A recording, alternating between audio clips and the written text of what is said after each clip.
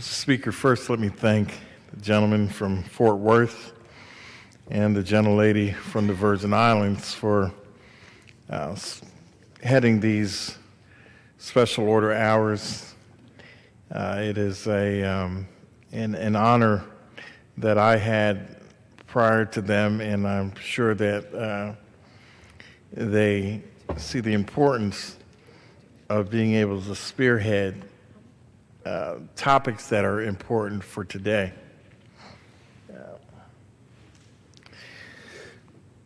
Mr. Speaker, President Trump's claims of widespread voter fraud are unsustained.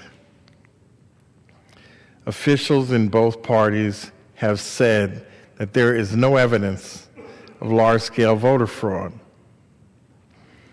A comprehensive investigation found only 31 possible cases of impersonation of fraud out of 1 billion votes cast in all elections between 2000 and 2014.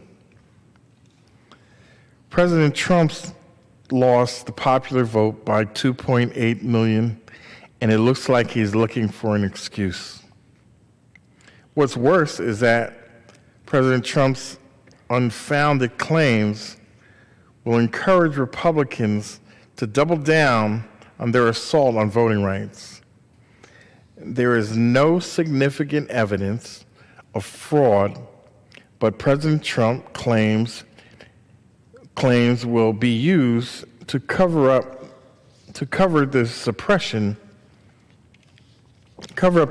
the opportunities to suppress the vote. He is already talking about launching a major investigation into non-existent voter fraud. The only thing that would come from such an investigation would be further restrictions on voting rights. If President Trump wants to investigate anything, he should investigate the real voter fraud taking place in Republican-led attempts to suppress minority voters. The strategy of Republican legislatures in some states has been to suppress votes by instituting voter ID laws, reducing hours for early voting, and closing polling places. According to the Brennan Center for Justice, in 2016, 14 states had new voter restrictions in place for the first time in a presidential election. This presidential election was the first in 50 years without the full protection of the Voting Rights Act. As a country, we should make it easier and as open as possible for people to exercise the right to vote. Election officials should not erode our democratic principles.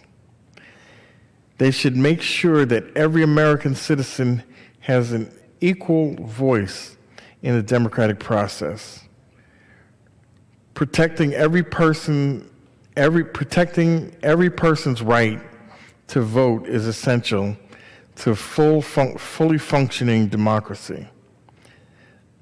The countless men and women who have risked their lives to defend the right knew our system of government only works when it is inclusive and fair, when it enables all voices to have a say. So with that, Mr. Speaker, I yield back the balance of my time.